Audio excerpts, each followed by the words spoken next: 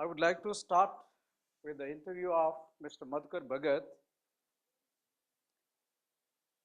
In 1996, he scored the highest marks. He scored 246 out of 300. That was the record. It was not broken till date. And his interview transcript is very interesting for all of us. And in fact, when we start the coaching for the civil services, we start with the interview first. Ultimately, what's more important for a civil servant is the character. And this can be judged by the personality test. Your DAF gives some information, but that information reveals your character and your personality if it is properly handled and drawn out. So here is the boy, Mr. Madhukar Bhagat, who got selected as IAS officer, but he got the highest marks, 246. Then we have to see how this boy got these many marks. For any interview, especially in the civil services, they interview for 30 minutes. During the 30 minutes, they may ask you questions ranging from 15 to 18 or maybe 20. But there may be some occasions where, 2 or 3 occasions where your real character comes out and that question takes you up or down. So here is one area, in fact, I'm going to discuss 2 important areas where Madhukar Bhagat is being tested for his character and his personality. So the first thing is, a lady member in the interview asked a question. She asked a question, have you heard of feminism? What is this feminist movement and do you support it? So this is the question she asked. Don't take very lightly that the question is a known question. Their intention is not to get the answer. Their intention is to draw your personality out. Now this question was asked by a lady member and Madhukar Bhagat readily answered this. Suppose if this question comes to you, how are you going to answer this question? Please wait. Yesterday you were here, no? Yes, yeah. That's why these are new. So please, please wait. Now, if this question is being asked to you, how are you going to answer this?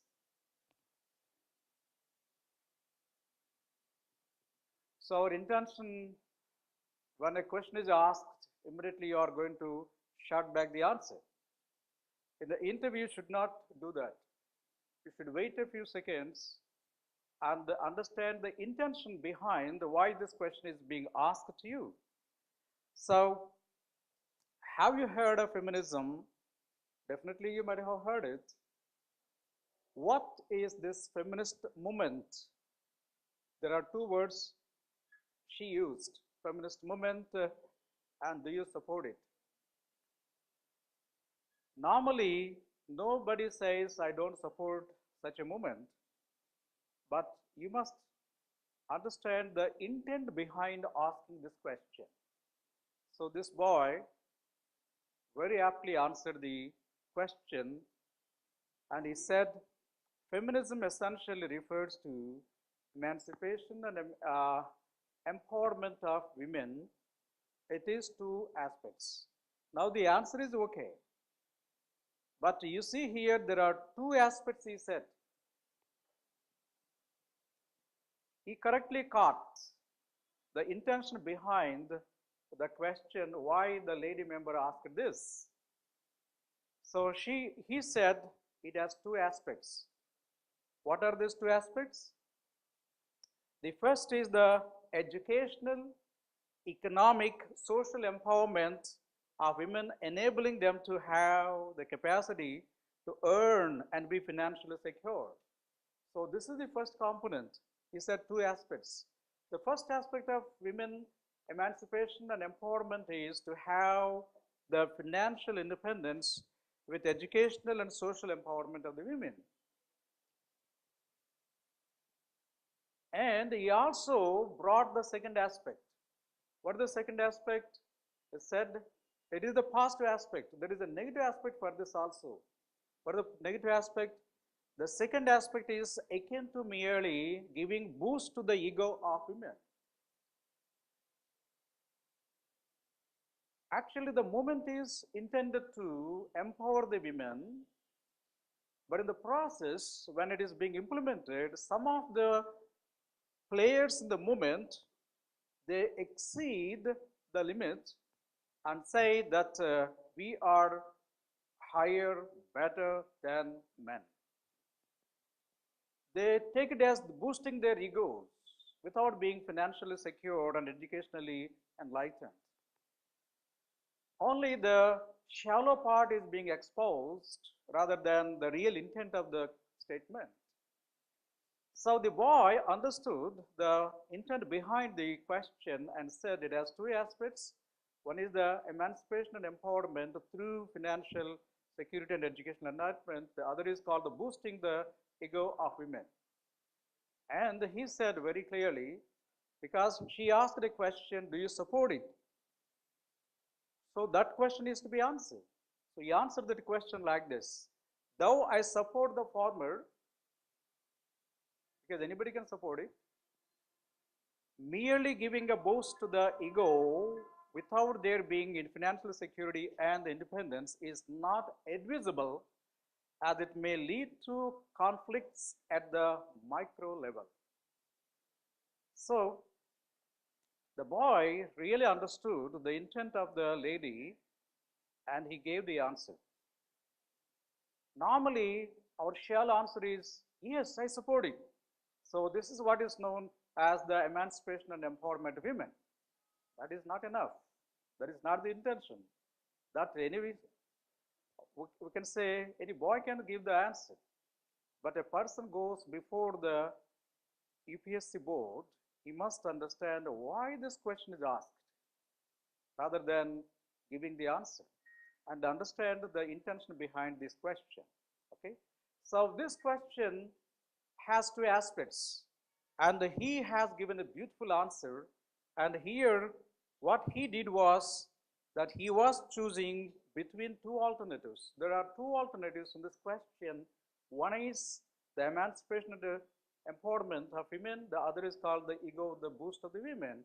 So he has chosen between these two alternatives. That is what is known as the decision making. Ultimately, the purpose of a civil servant, why they want to test with so much of stress on your competence and your character, is to see that you become a decision maker. You are being paid highly for your decision making power, not for just signing the files or sitting and showing that I am a great person. No.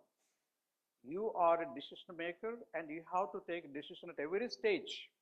For example, while you go for the preliminary examination, they give the questions and they give the alternatives, 4 alternatives, and you are going to put the correct one, there you get the marks. That's called the decision making.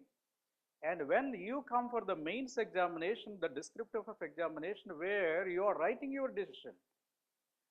So every time you are playing as a decision maker, and this boy played as a decision maker and he answered the correct question correctly. Now what happened here is very important. Is it difficult to take a decision when choices between good and bad? Now, Madhukar decided between the good and bad. Good is that they should be empowered. Bad is that their ego should not be boosted merely without being empowered. So, the first one is called the good, the second one is called the bad. So, he has taken a correct decision stating that good is what he supports, bad is not supporting. But the question to all of you is it difficult to decide between good and bad? We know pretty well hero and the villain in a movie. And right from the beginning, we support the hero and denounce the villain. Yes, no? Because the villain stands for the bad things, hero stands for the good things. Okay. The question here is the good and bad. When you are given a good choice and a bad choice, you are going to select the good one without any difficulty. In this same interview, after some time, the third member asked a very important and very interesting question. And Madhukar has not given a direct answer. Here he has given a direct answer immediately, but he didn't give the direct answer. Let us see the question. The third member asked the question. So he avoided a direct answer when he was asked a question on reservation, maybe because of its sensitivity. The third member asked a question, do you support reservation for the OBCs in government jobs? So this is the question he was asked. So what would be the answer immediately? Very simple. Do you support reservation for the OBCs in government jobs? Either you say yes, either you say no. Okay, there are people who support reservation, the people who don't support the reservation. That is their value system. Okay, now he has asked this question and it is very sensitive. Suppose if I ask the same question to you, you feel sensitive, and some people they say yes, some people say no, some people keep quiet. Why should I involve into this type of dispute?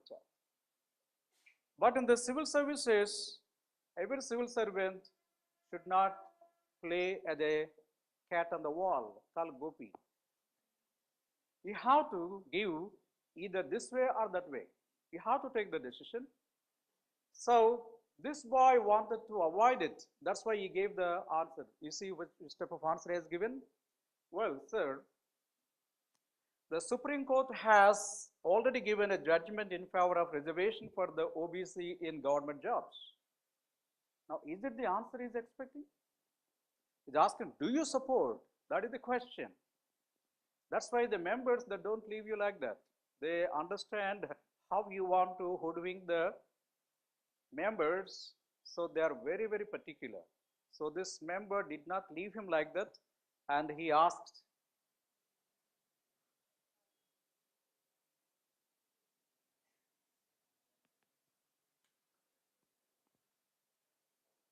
okay, it has its own food, breakfast, what it wants.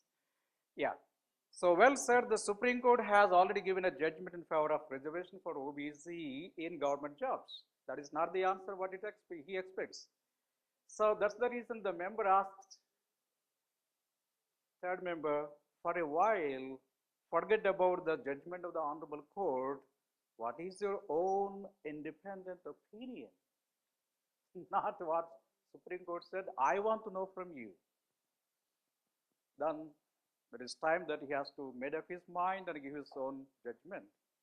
Then in a few seconds, he gave an excellent answer. He said, considering distributive justice and the lack of development and opportunity, that is proper. Has given the reason as to why reservation should be given to the OBCs. While giving this, we have to analyze here why the member asked a very simple question and why he wants to avoid it first, then why he gave this answer later.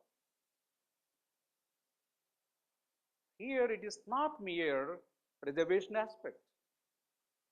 It is regarding your principle of decision making. What this man asked is reservation. Do you support the reservation for the OBCs? Remove OBCs for women. Remove women SCs, STs. Now the question is reservation. Now should we go for reservation or not? This is the question here. Why should we go for reservation? If at all you support, why should we go for reservation? If you say, I support reservation, it means you are opposing the principle called equality. But if you oppose reservation, then you are opposing the principle called social justice. Got the point? Now, reservation one side and social justice on the other side. That's the reason he wants to avoid it. Now, what is more important here? One side, equality, other side, social justice. Reservation is the symbol, it is called the reservation, it is called the representation of a particular section of the people. And now, this is a principle, and equality is a principle. Now, which one you are going to support?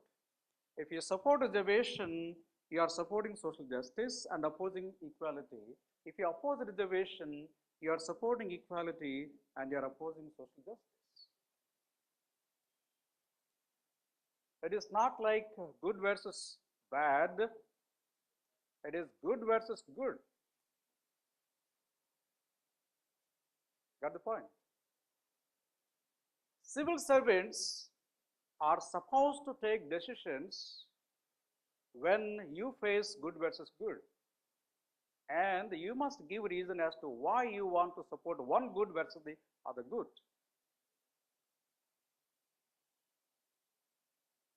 Now the question here is, why this boy supported reservation? He is supporting one principle, opposing another principle. To understand what type of decision you have to take, you must understand the intent of the constitution makers. The constitution is the Bible for a civil servant. We cannot go beyond what the constitution has given. First of all, you have to implement, then only you can think where constitution has addressed the situations. So for that, every person aiming for the civil services should master the preamble to the Constitution of India to give the answer to this question. So the Constitution is a bulky Constitution, we know very, very well, but you have to support, you are supposed to read it. Paper number 2 is on that Constitution. But before I go to that, I would like to ask you, how many of you have mastered the preamble to the Constitution of India? The first question is, how many words are there in the preamble to the Constitution of India?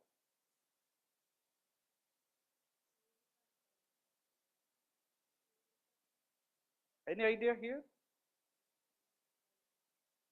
If you are confident, then you can give the answer, otherwise not. So I asked some people, they say that there are 6 words, there are 7 words, so they go on like that. The first thing is, you must master the preamble to the Constitution of India. And I don't know, because you are not taught that it is very, very important. Because our parents, they don't teach us because they are not aware. Our teachers, they don't teach us because they are not aware. Our rulers, our elders, or anybody, they don't teach us because they are also not aware of it. I raised these questions on many platforms. I asked them, how many words are there in the Constitution? Who can recite the Constitution without referring the book? Like your name. You can say your name is very clear to you because it is pronounced many, many times by you and others also. So like that, I would like to know that how many of you can recite the preamble to the Constitution of India. Sometimes the number may not be known, but you can master, you can give that preamble to the Constitution of India. Unless you understand the intent of the preamble to the Constitution of India, you cannot answer this question.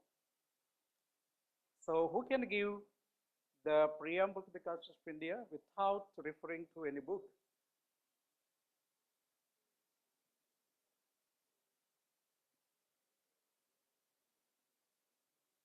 So make it a point that before you go to the interview board, At least he can master this preamble.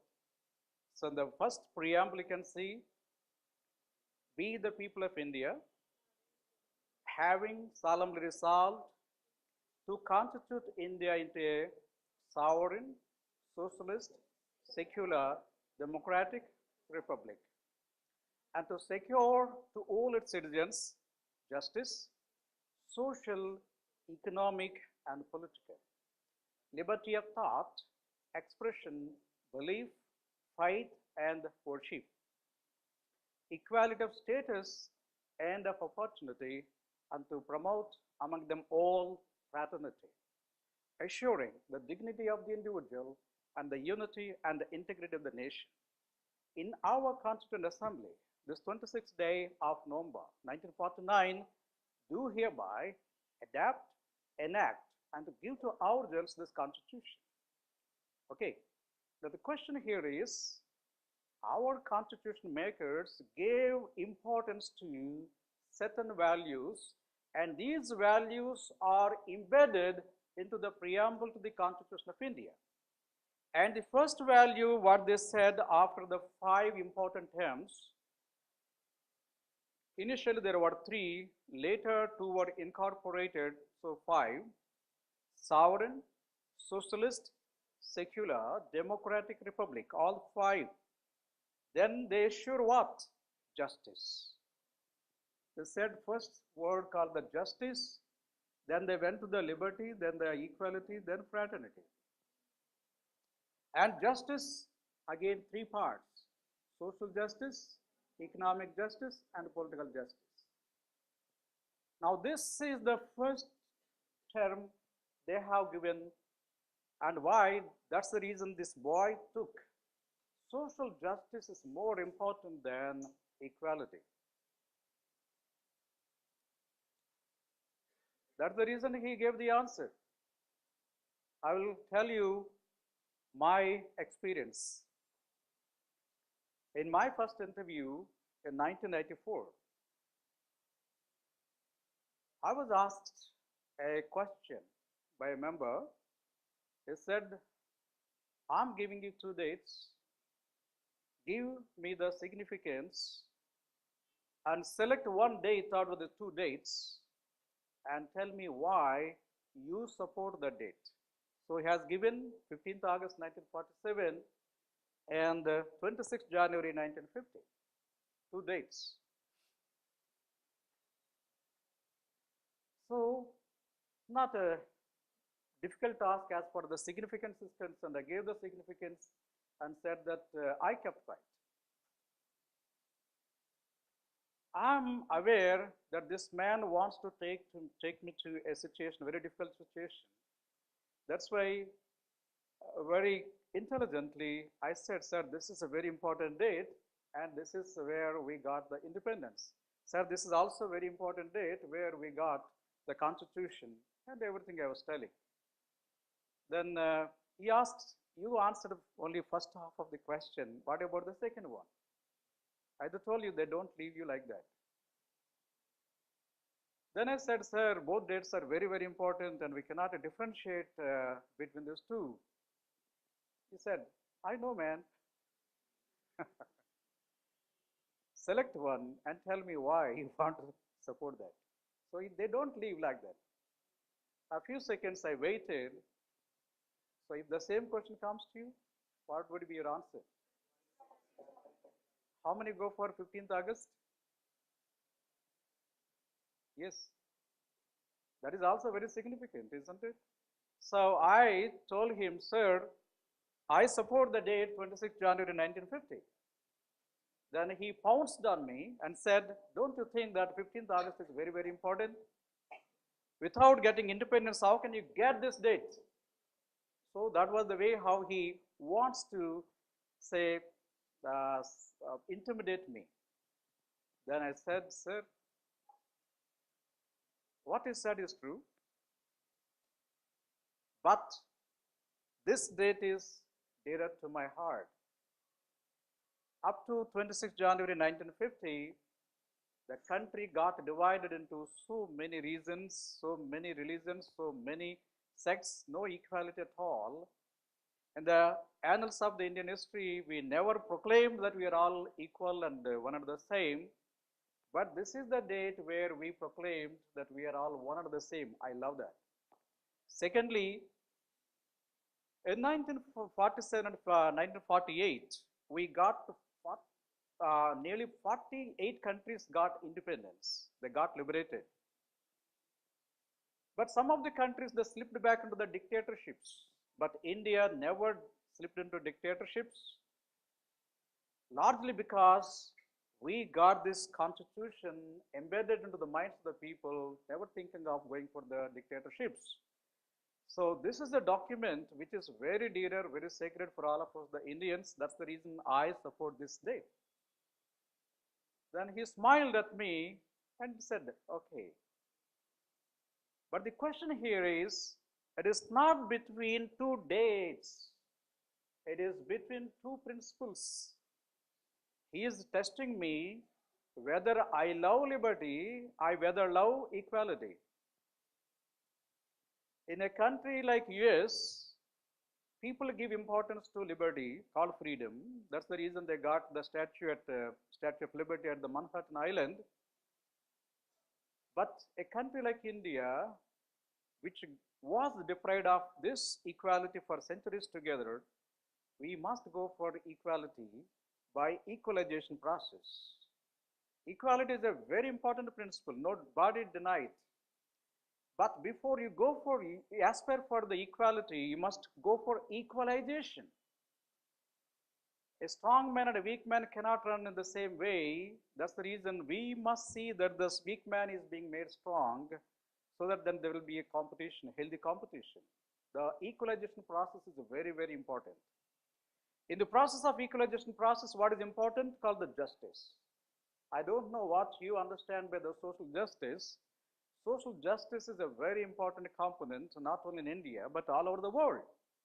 You might have seen John Rawls' question was given last year about the social justice in the Indian context. In the Indian context, I have been observing that this word is not properly understood by most of the Indians. It was not properly understood by at the higher levels also. I've seen the judgments given by some of the high courts and Supreme Court also. I'm not happy the way it is being answered. This is a very big question for you in the paper number 2, social justice. I don't know how these people are giving the meaning of that word to you. But in my view, social justice is nothing but in simple words, we can say it is the place and the space. Social justice is called the place and the space. What do you mean by this word? Place means what is the percentage of the people belonging to a particular sect of people, whether those people are getting their due share in the constitution, in the fruits of the independence.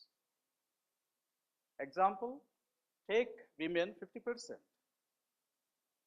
Whether all women are getting 50% of the benefits of in the social, economic, political, vagera spheres. No, it is less than 15%. Mandal Commissioner arrived at the OBCs at 52%. Whether 52% of the OBCs are getting their due share. There was a recent article in the Hindu. They said that they have not reached even 27%, though 27% is fixed. That is still below 20%. SCs and STs, you can see here in the layered society, many people, they have not received that. So their place is very high, but the space they occupy is very less. This is not justice, especially this is not the social justice. That's the reason we support the reservation or representation based on the ethical principle that we must go for justice, because the constitution makers gave priority to the principle called the justice, then they gave the priority for, after that they gave the equality. Okay, what I was deciding, and what Madhukar was deciding are that here is the choice between equality and freedom. Whether I give importance to freedom, I give importance to the equality. At the time when I appeared for the interview, I didn't read the debates in the Constituent Assembly, but later I came to know that Dr. Ambedkar supported equality more than the liberty. Because he knows pretty well in this country what we need is called the equality. If you are equalized, you get the freedom. If you are equalized, there would be brotherhood. Between two unequals, you cannot get freedom, you cannot get brotherhood. So this aspect we must always understand, and Madhukar understood the intent of the question. I also understood the intent of the question. That's the reason we got good marks in the interview and we got selected into the services. Now the question here is, the first is about the social justice versus equality. The second is about equality versus freedom. And we are selecting between two goods, good versus good. Equality is good, liberty is good. Social justice is good and equality is good. Okay. Now, is it easy to take a decision in these circumstances? Very easy to take a decision when you are given a choice between good versus bad. But is it easy to select between good versus good? And we civil servants are asked to take a decision most of the times between good versus good. So it is called ethical decision. When you take a decision between good versus good, good means ethical, so you are taking an ethical decision and you are being paid for that and you are employed for that. What do we mean by ethical decision making? The difference between decision making and ethical decision making is ethics. Now the question is, what is ethics?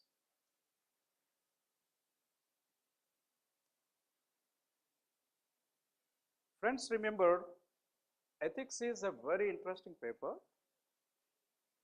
It's highly scoring paper. How many marks can be scored from ethics?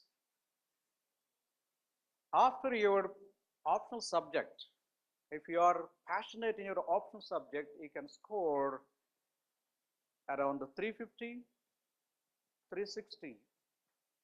It gives you a lot of scope to score beyond 350. But if you have no idea as to which subject is to be selected as the optional subject, of course, subject to the notification, we are waiting whether it continues or it will be taken away.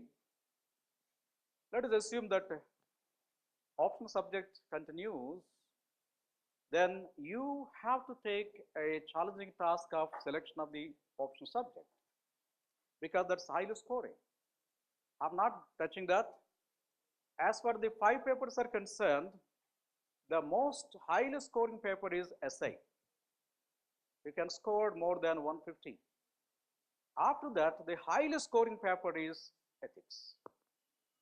So by scoring wise, that's very, very important. And we must understand the nature of this paper to score high marks. First question you have to ask yourself is, why ethics paper in civil services?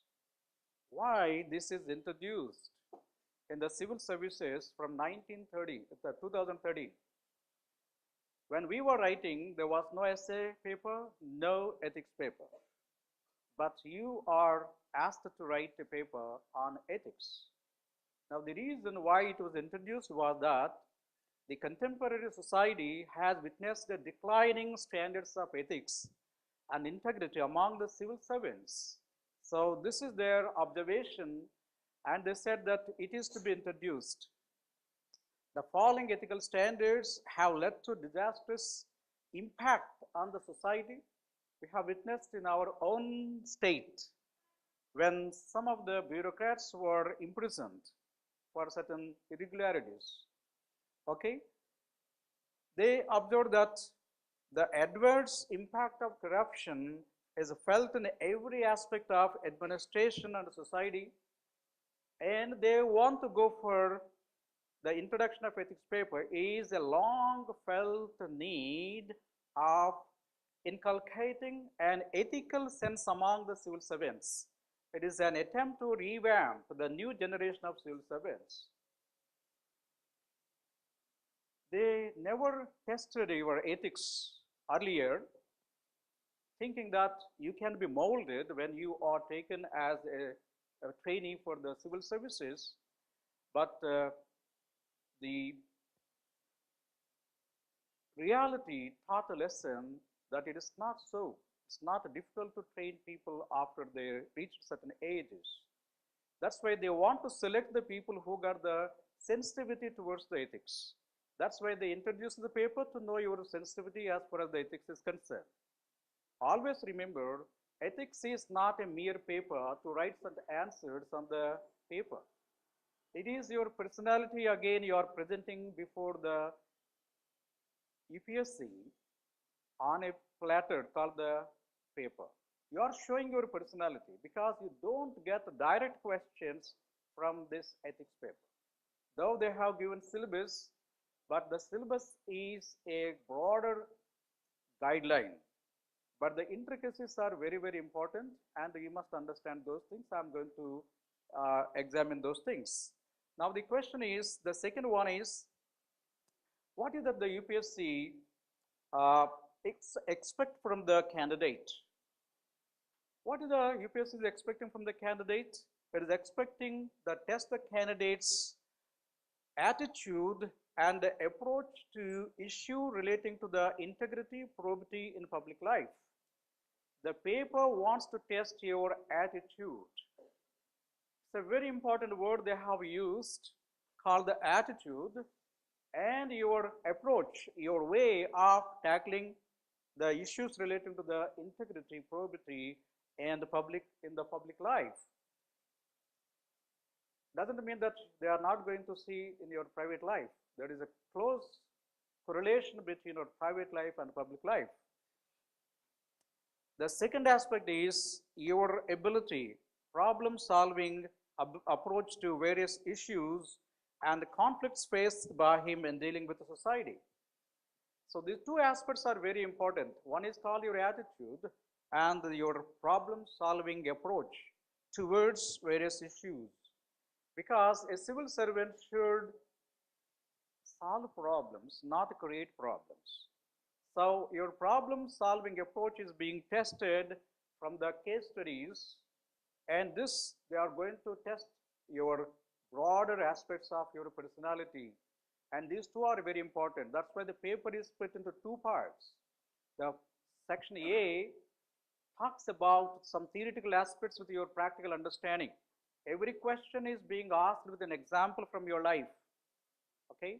The second part is about the case studies. Case studies talks about the problem-solving approach. If you are not strong in the first part called the ethical aspects of the subject, you cannot answer the case studies. That's why you must have a sound knowledge in the ethical concepts, then you can answer the case studies. So we are going to give equal emphasis on both the issues.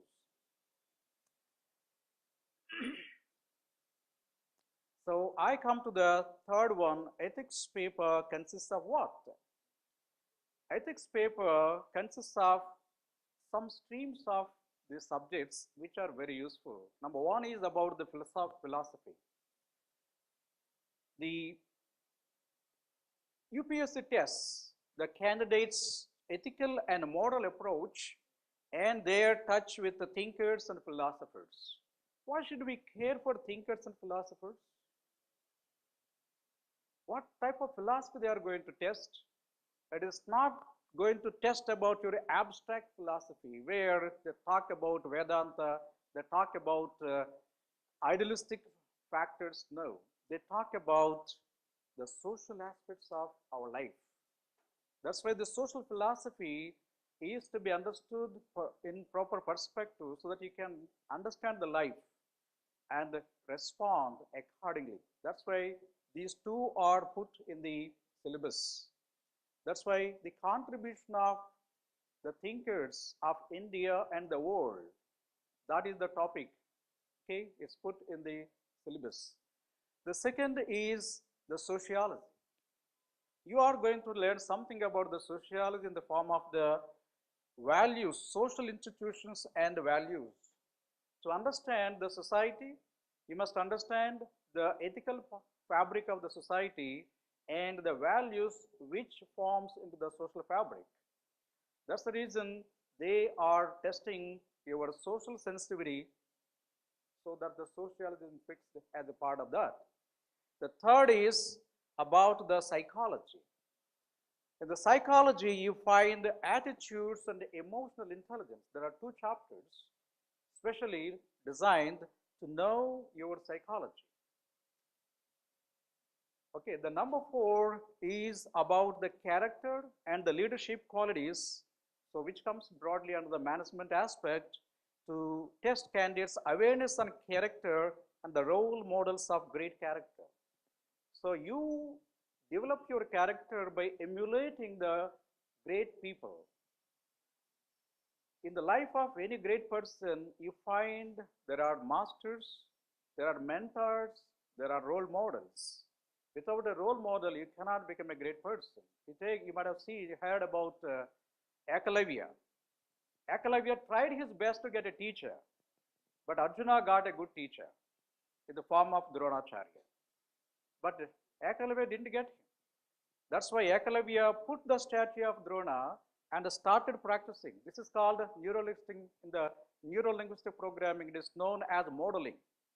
So he modeled himself and he put himself in the shoes of Drona and he was practicing and became a great archer. So everybody who wants to become a great person should have a guru. Even Sachin Tendulkar got a guru.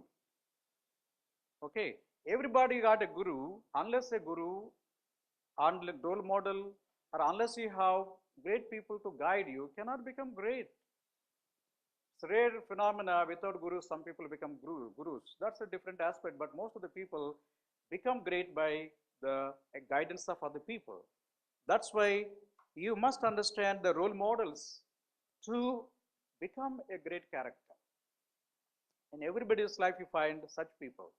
The fifth item is governance, because you are going to do that.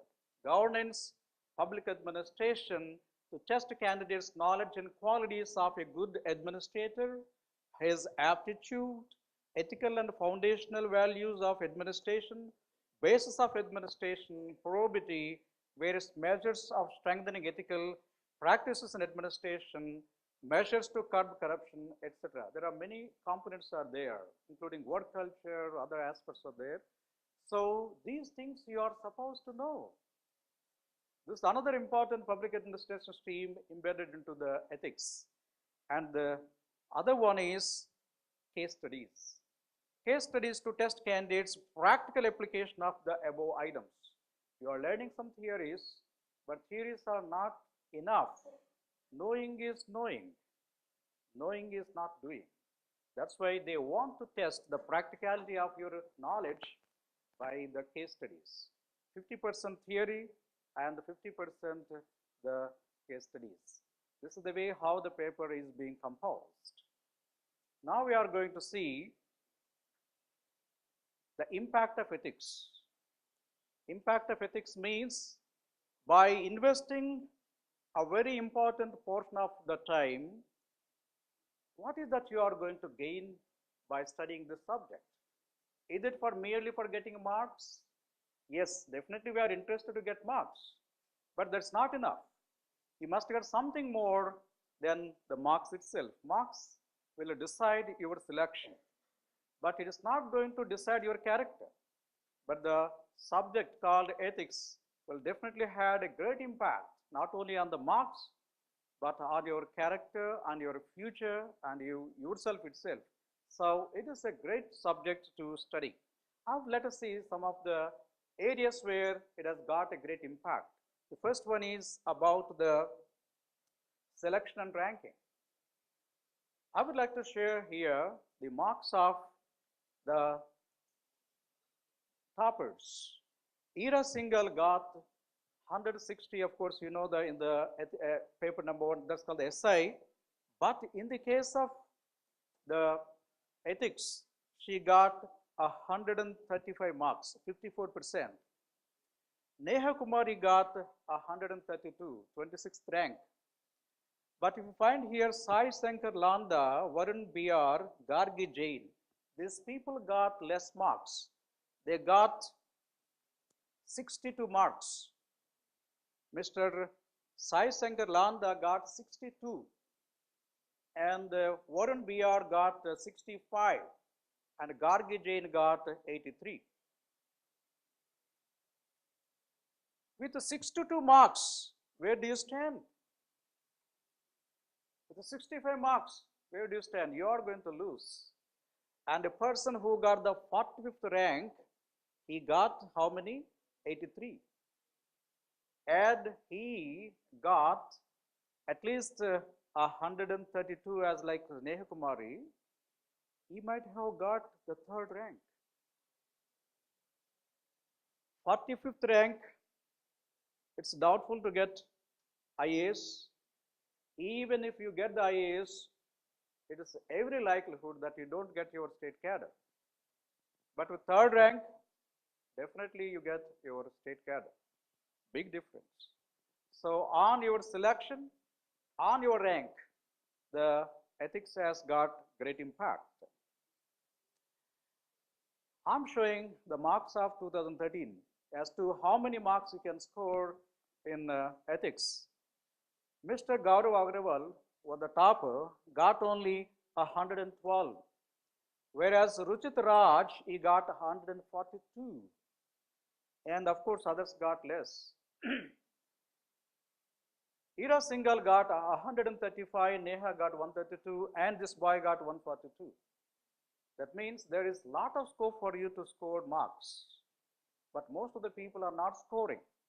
That's the reason one person wrote a book called 110 plus. 110 is the average mark as far as the ethics is concerned. Why they are getting 110? Why not 125 and 130? Because people already got 142. Reason is not properly understanding the subject called ethics. So friends, remember, there is scope for scoring marks, but it is we not realizing how to score more marks. Okay? Start now onwards to understand this subject, and you are going to get minimum 130. My threshold for any student as far as this subject is concerned is 130. I will tell you how it can be done. You can do that in the case studies. 120 to 130 marks are allotted. There you can score around 70. In the theoretical aspect of 120 or 130, you can score around 60. So 130 marks you can easily score. That is the scope of the ethics. That's the scope of ethics, and if you pay attention towards this, then you can score 125 to 130. That is fairly a very good mark to get into the civil services. So impact on essay writing.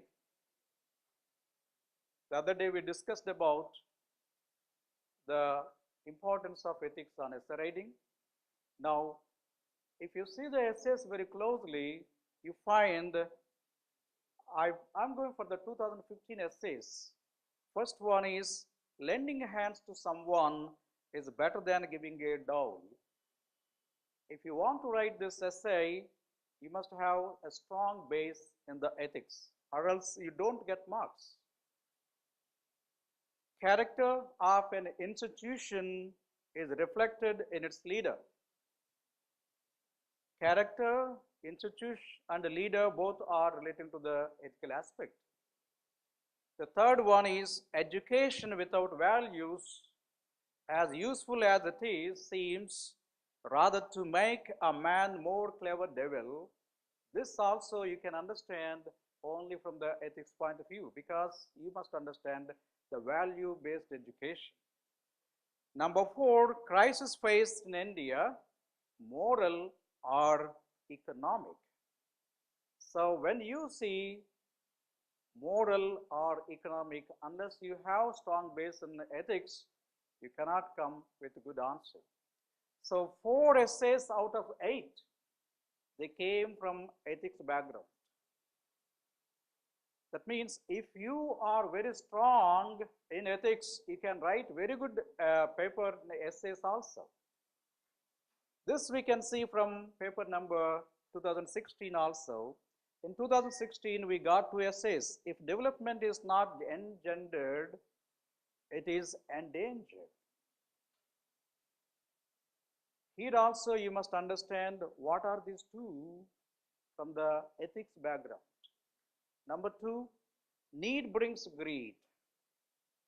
If greed increases, it spoils breed. This also is from the ethics background. Unless you understand the philosophy of Gautam Buddha, you cannot write a good essay here. So the philosophy or the social tenets of the good life given by Gautam Buddha in the form of the Ashtanga Marga is very important to write the essay here. And the recent paper 2017, let us see how many essays came from ethics background. The first one is Destiny of a Nation is shaped in its classroom is a purely and value-based education. The second one, joy is the simplest form of gratitude. So what do you understand by the joy? Gratitude. These are very important aspects, that the 2 values, and it needs ethics background. 3, we may brave human laws but cannot resist natural laws. This you must understand from the values versus the principles, and you are going to have a direct topic in the ethics called laws, rules, regulations, and conscience as the sources of guidance, of governance. So there you are going to learn about the laws and the principles. So that knowledge will be very useful to write a beautiful answer here. The 4th essay is social media is inherently a selfish media. What is this selfishness? The entire thing is different, but this is a very, very important word. What do we mean by the selfishness? Is it your personal selfishness, or is it the enlightened selfishness? So you must understand the difference between these 2. If you understand the difference, then yes, this answer is correct. Or else you cater to less percentage of the answer. That's why, friends, if you want to get very good marks in the essay paper, you must have a strong base in the ethics. Okay, let's go for the essay. Of course, got on the ethics also. In 2017, there was a question called 7, and this is a bigger question is given to you, and this question can be answered by having in-depth understanding of the essay writing. So essay writing and ethics both are mutually complementary. So this aspect I would like to emphasize here. Impact on other papers. On paper number 1, paper number 2, in paper number 1, social issues, on paper number 2, on the governance and social justice, and the reflection of your attitude in the writing also is another important impact of ethics. Then on personality test or interview, they are going to ask many questions on, if you want to get very good marks, you must maintain emotional competence in the interview. What they want to know is whether you can withstand a very taunting and very say, provocative questions. If you are carried away by the provocations or anger or impatient, then you are not fit into the civil service. A civil servant should maintain is cool all the time. So that comes by understanding emotional competence. The second one is about the balance of judgment. The third one is about the comprehensiveness, understanding things in a proper perspective. And the fourth one is the decision making. All these things they come to you by having a very sound knowledge in the ethics. Okay? But more importantly, your life. Every day you are behaving in the society and you are being guided by your own decisions and your own attitudes and your own belief systems. All these things are going to be examined here. I don't know how many of you have a ready-made value list of values with you. If I ask you, show me the list of your values, can you show the list of values? What we are going to do is we make an exercise where you are going to identify your values, you clarify your values, you prioritize your values, and you are going to have ready-made list as to what are your values and what is your number one value. Why should we do that? If you have the value clarification, value prioritization, and you know that you are a perfect gentleman as an administrator. Most of the people who are slipping into the corruption or people who got jailed, they never made an exercise as to which value they live for. They got the values, but they don't know which values they possess, which is their number one value, which is the number two value. This is a very important exercise you have to make to emerge as a very strong administrator and a very good person in the society. Okay? Now let us see the syllabus. So go to the page number 1 in the booklet given to you.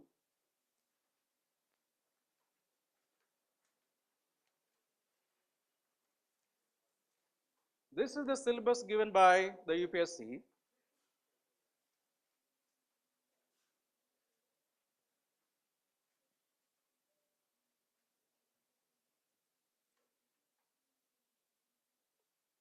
So this is the syllabus.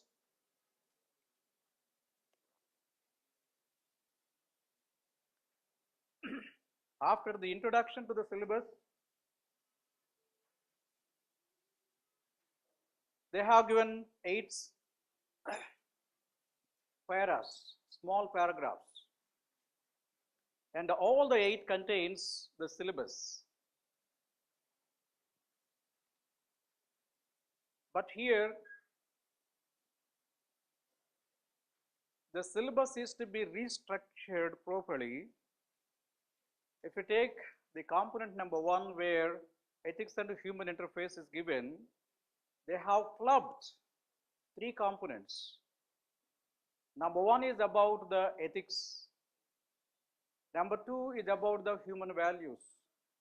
Number 3 is about the great leaders, reformers, and administrators. They are different topics. That's why we have to segregate them. And rest of the things are okay. This is the broad syllabus you must understand. And what I advise you is get this syllabus by heart. That means within a matter of maybe 1 month or maybe 2 months, I want you to see that you master the entire syllabus and you can recite like the preamble what I recited before you, the entire syllabus. Why? What is the advantage of doing this? While you are going through any newspaper, any article, any book, you will come across many incidents, many issues, many experiences. Once you read that, If it is there, immediately you are going to relate. Yes, this instance will be useful for me for integrity. This instance will be useful for me for emotional intelligence. This will be useful for me for my work culture, my accountability, my transparency, my dedication to service. If you come across any incident, immediately can bring them into the syllabus and that will act as a good treasure for you to use in your examination. That's one important aspect. Number two, while you write the case studies, you read the case study given by the UPSC and you must identify under which topic the case study comes. Then while writing the case study, you must mention that it comes under integrity, it comes under emotional intelligence, it comes under impartiality, or it comes under the empathy or compassion. If you can do that, the examiner will be very much impressed. Yes, this boy knows the subject. He has studied the syllabus correctly. That's why he's interpreting the concepts nicely in the case studies. So to get that type of impression from the examiner and to get very good marks and to have broad understanding of the subject, get the syllabus by heart. You might have heard syllabus pattu, marklu kottu. So there is a program. So that's true. That's true. Mr. Gopal Krishna also talked about this concept. My experience as an administrator and as a coach for the civil services is that every syllabus you have to master. Not only the ethics paper, even your option subject, paper 1, 2, 3, vagera, vagera. If you can master the syllabus, get it by heart, easy for you to repeat these terms in the answers and impress the examiners. That's the reason this vocabulary is to be made a part and parcel of your total vocabulary so that you can have very good conversation, ease that conversation. That's a very, very important aspect. Okay. Now the syllabus is to be divided into topics. It applies to every paper. Now let us make an exercise here as to how many topics are given in the syllabus. I made this exercise, you can see there in the next page, where this is divided into different topics. As I told you, the 8 chapters are divided into 10 chapters, and I have given topics. Ethics and human interface, ethics, essence, determinants, consequences of ethics and human actions, dimensions of ethics, and ethics in private and public relationships. So that is the first chapter. The second chapter I divided as the human values. First you must understand values. This is a very huge concept. Huge concept, I'm going to discuss this. Then there are 3 aspects: role of family, educational institutions in the society in inculcating values. This is a very, very important aspect. That means when you are a small kid, your family takes care of you. When you go to the school, college, university, they teach you values. When you come to the society, you are being molded and you receive so many values. So that is a very important aspect you must understand. So these 4 were taken at chapter number 2. And chapter number 3, I have taken the lives and teachings of great leaders, great reformers, and great administrators. Because you must understand who are your role models, and that will be very useful to you to study them. Okay? Then, in the case of aptitude, emotional intelligence, moral thinkers, and public civil services values and the ethics and public administration, probity in governance, and case studies. I have divided them. You get roughly 60 topics.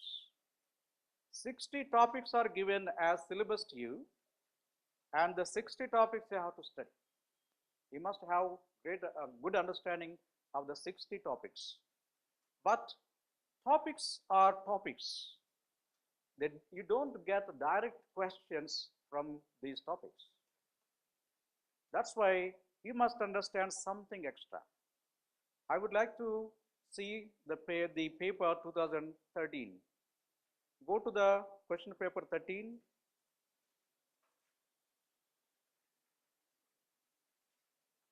In page number 9, so come to page number 10. Go to question number 3. Somebody can read loudly the question. Right?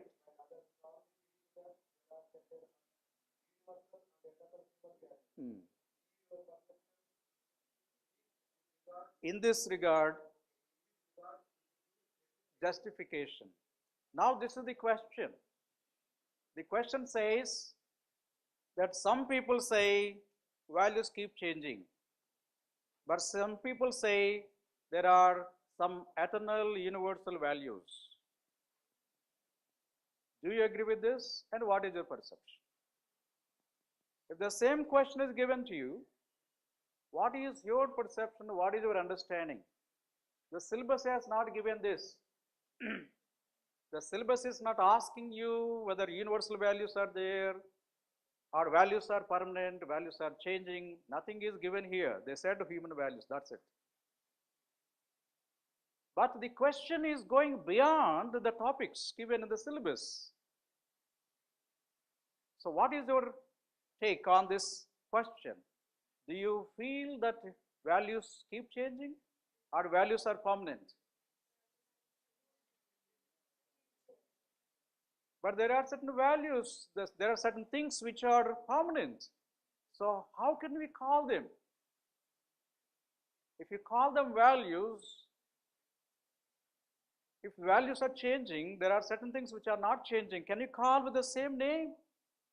No. What is the name? The UPSC has not given that name in the syllabus. Yes, values keep changing because values are personal, but there are certain things that don't change. They are permanent. They are called principles. Values are different, principles are different, but the word called principles is not given in the syllabus. So this is called a dimension. Every topic got a dimension. Okay? Values, now he said values, the nature of the values now he is giving. Whether values keep changing or values are permanent, that is the dimension you are seeing here. Now go back to question number 1. So this side anybody can read out loudly? Yes. Competent. You see, the first question, they are asking the meanings of 2 words, ethics and values. We can give. But the second component you see there, in what way is it important to be ethical along with being professionally competent? The word professionally is not given in the syllabus. The word called competent is not given in the syllabus. What do we mean by professionally competent? What is competent? Anybody can give the meaning of the word called competent? Who is competent? We have been using the word many times. But what do we mean by the word called competent? Whom can we call as a competent person?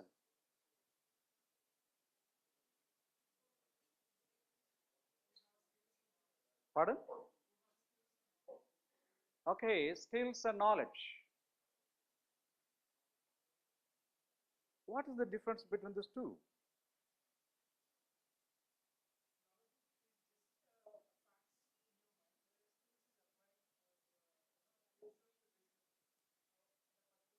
Yeah, skill is nothing but the application of the knowledge. When you apply the knowledge, that becomes a skill.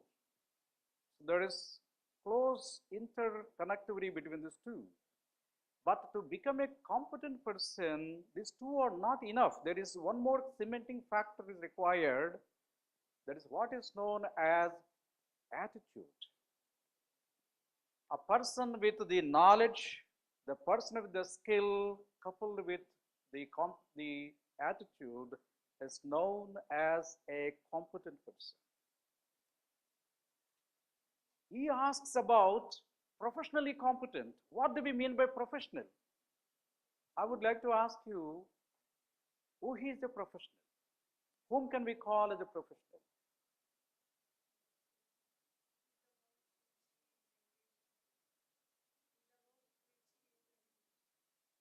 So we're all engaging. So there are many doctors, many lawyers who are coming out of the universities with a degree. Can we call them as a doctor and lawyers? They are qualified as the doctors and lawyers, but not real doctors and lawyers. Qualification is different from actually acquiring the competence. If you want to understand the meaning of the word called professional, you must read the book by Subrata Bagchi, who wrote a book called The Professional. The Professional. That book is very useful for your ethics paper. Not only in the examination, but when you come as a civil servant, that will be useful to you throughout your life. The Professional. The name is called The Professional. Okay, unless you understand the meaning given by this person, you cannot come with a good answer for this topic known as professionally competent. Why I am giving this emphasis is that by seeing the syllabus and confining you to the syllabus, you are not going to get good marks. You cannot write good answers. That's why you must have broader understanding called different dimensions you have to explore. Syllabus is given to you for guidance only, but you have to explore the syllabus to arrive at certain dimensions. This is a very, very important aspect. Now let us go to the 2015 paper.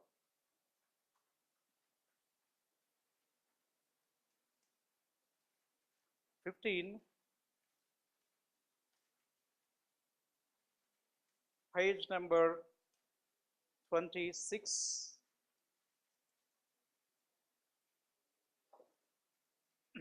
Now let us see the 3A, 27. Somebody here can read loudly, it's a bigger question.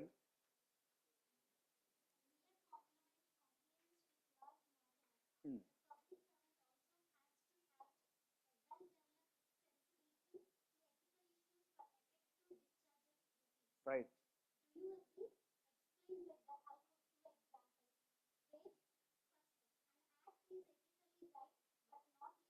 Good.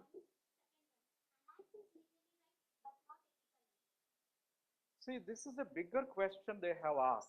You see here, the question contains a statement. The statement says, a mere compliance with the law is not enough. The public servant also has to have a well-developed sensibility to ethical issues for effective discharge of duties. This is a statement given to you. Do you agree? They're asking a question. Very simple question is, do you agree? You can say yes, but how do you get yes to this question unless you understand the statement? So giving yes is easy, but substantiating your yes to the question is difficult. What does it say? A mere compliance with the law is not enough. Most of the people, most of the administrators, they go by the law. They say that law is not providing for this situation, I can't help it. The statement says mere compliance with the law is not enough, but you must have the sensibility towards the social ethical issues. Means law is different, ethics are different. To a large extent, law is ethical, But all law is not ethical. You must understand the difference between these two. That's why he's asking, give 2 examples where you are going to substantiate this. These examples should come from your understanding. So every question should be supported by an example from your life or the life of others. That's why writing the answers to such questions is not easy if you confine yourself to the syllabus and the books published by somebody else. But you have to dig deep into yourself because you are a big book. Everyone is a big book. So 22 years, 23 years, maybe your age, and you got so many incidents in your life. Identify those incidents and see that these are being used while writing the answers. As I told you, ethics paper is not testing your knowledge. Ethics paper is to understand your character and your personality. That's why you are a big source for writing the answers. And this should be taken in the proper perspective. And let us go for only one more example here. And you can see question number 4B. Somebody here, this side. You see, it's a very big question they have given. Anybody they want to show your vocal cards. So read loudly.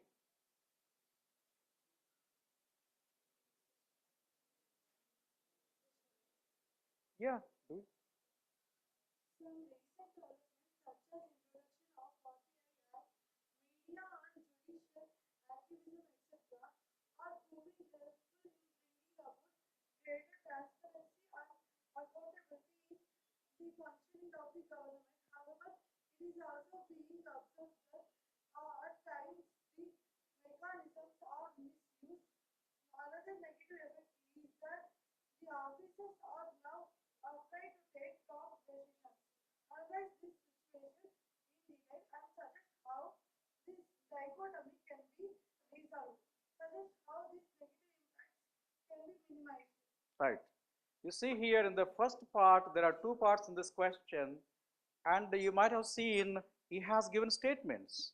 Some recent developments such as introduction of RTI Act, media and the judicial activism can, etc., are proving helpful and bringing about greater transparency and accountability.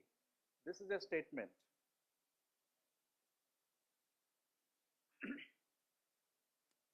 However, it is also being observed that at times the mechanisms are misused.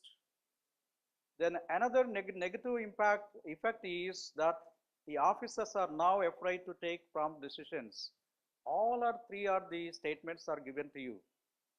But what is the question? Analyze this situation in detail and suggest how this dichotomy can be resolved. They are very useful. RTI is very important. Media activism is very important. They are needed. But some people are misusing these facilities. He says, how can we address this dichotomy? Give practical measures. The same question in different form is repeated in 2017. Come to 2017.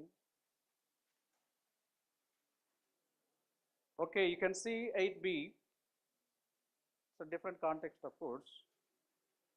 Without commonly shared and widely entrenched moral values and obligations, neither the law nor democratic government nor even the market economy will not function properly. What do you understand by this statement? And explain with illustration in the contemporary times. Now here also, not easy to answer the question because he is giving a statement without commonly shared and widely entrenched moral values and the obligations, neither law nor democratic government nor even the market economy will function properly. This is the statement. What do you understand by the statement? Explain with illustration in the contemporary times. That means they want your practical experiences. It is not mere getting the information from the books. So all these questions were presented before you, that mere studying the syllabus on the topics is not enough. Then you must go for different dimensions. This is very important. Scope of syllabus, you must go for various dimensions of the syllabus. For example, the human values, if you can take as a topic, this can be studied in different dimensions. For example, why should we care for values? What is the importance of the values? Then you must understand what is a value. Then what are the characteristics of values? How do we get our values? Are there any universal values?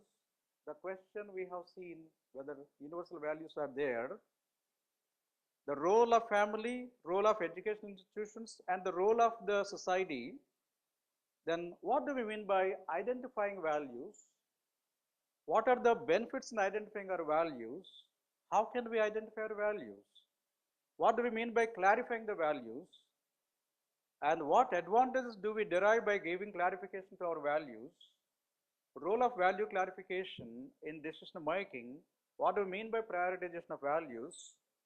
Need for prioritization. What advantage do we derive by prioritization? So you can go on many dimensions. Okay, so I have identified 21 dimensions in the values. These are a few. There are some more dimensions are also there. I have not given the types of values. That is also another important dimension.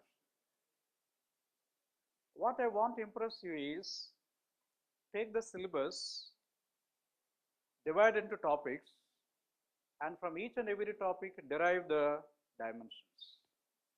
When you study from dimension point of view, it will be easy for you to write good answers, and you can understand and appreciate the intent of that particular topic. So this is very important, and that we are going to do it. I have enlisted 75 dimensions at the back. You can see that back. I have enlisted 75 dimensions from all the chapters so that we can have a basic understanding. In the given time, I cannot deal each and every aspect of ethics, but I can take the basic aspects which are very important from examination point of view and from your life point of view, and these are the things what we are going to discuss in our classes. Okay?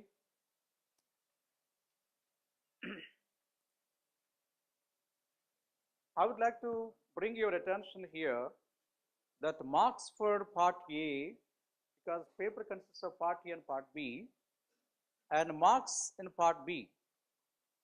Part A, theoretical aspect. This is the way how the questions are given. In 13 to 17, marks are 125, 130, 120, 120 like that, varying from 120 to 130. And question numbers also 12, 13, 12, 13.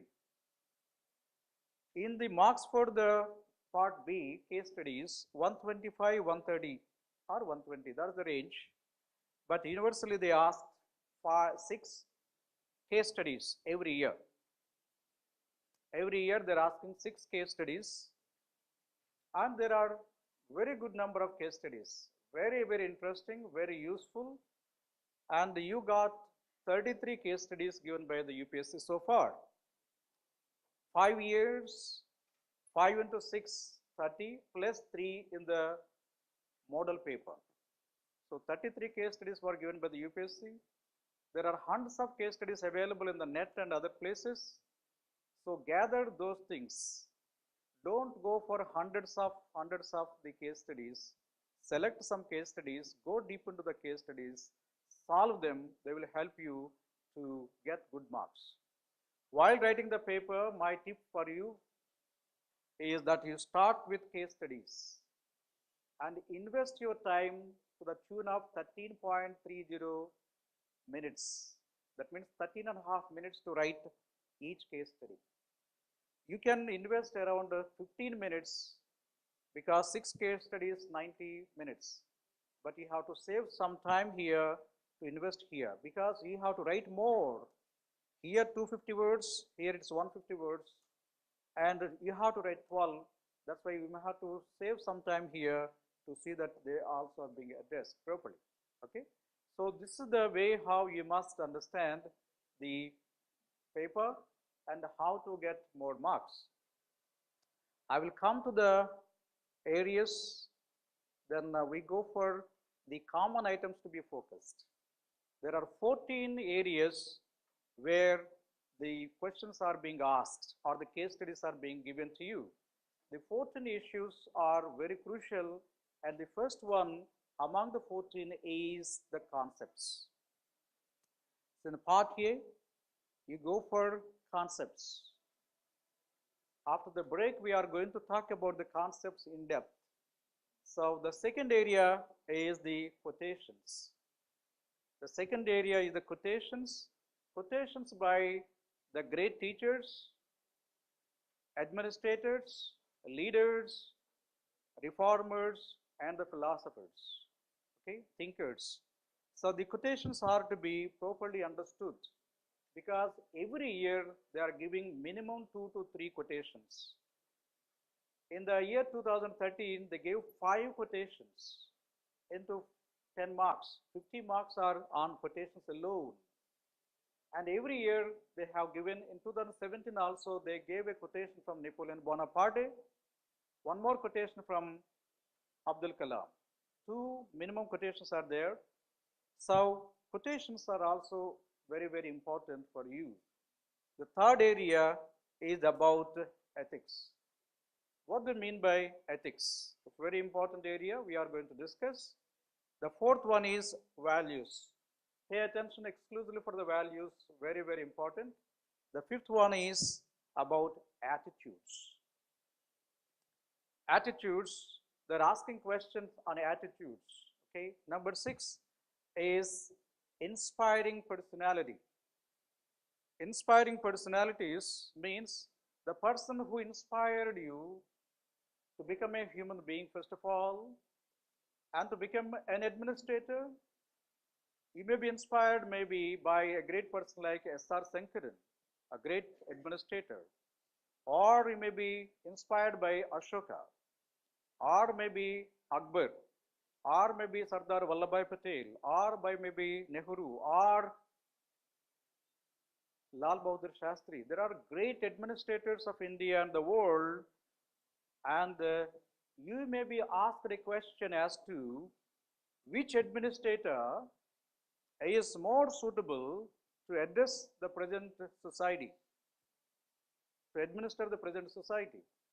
If such a question comes to you, you must select one among so many administrators you have studied so that you can say this person can solve the mess of today. So you must understand that who are the great inspiring personalities. Mostly administrators because we are in the administration, but don't limit yourself to the administrators. Go for the teachers, go for the leaders, go for the reformers or the thinkers. The number 7 is important philosophers, very important, who has contributed a lot for the transformation of the society is equally important. Qualities of a bureaucrat. If you want to become a great bureaucrat, you must understand what qualities are required to emerge as a great bureaucrat. Number 9, corruption, the cancer of this country. So we must understand how to make corruption-free India. Can it be possible? Is it possible? Can we do that? Or how to minimize the phenomena called corruption? So this we must understand. Number 10 is institutional measures to see that the administration is being strengthened. One example is right to information, accountability, transparency. All these measures are introduced to make administration more vibrant. Number 11, sexual harassment. While you work in an office, you receive a lot of complaints that the people are misbehaving with other people. So how to tackle such a phenomena comes under work culture, okay? Then the other aspect is sustainable development. It's needed for the country and see that how we can ensure this. Number 13 is inclusive growth. Everywhere we have to see that we bring the neglected sections of the society into the mainstream. This comes by inclusive growth. And the 14th is the ends and means. Whatever you want to achieve, end is important, but the means to achieve the end is equally important. That aspect should also be understood properly. And finally, we are going to talk about the case studies. Case studies, as I told you, are very crucial for scoring marks and to put your knowledge to practice. So, case studies, you find some of the people are putting in the net, some people are giving in the books. They are okay, but you must understand a technique of writing a case study like a short story. You must make it very simple. Same time, you must have a systematic approach to the case study, and there are some templates to write the case studies. I would like to share the templates of writing the case study. Okay, there are different types of case studies given by the UPSC, and you have to follow a unique method of writing the case study. And for that, there are some templates. Till date, these templates were not publicly shared by the faculties or by any author of the books. I have brought a template by myself that I would like to share with you, and this will be very useful for you to write the case studies. You can make everything very simple by following a template like essay what I told you. In the case studies, in the ethics also, you can have a template for writing a case study. This we are going to share very shortly. Okay, these are the important aspects to understand the ethics paper. Okay,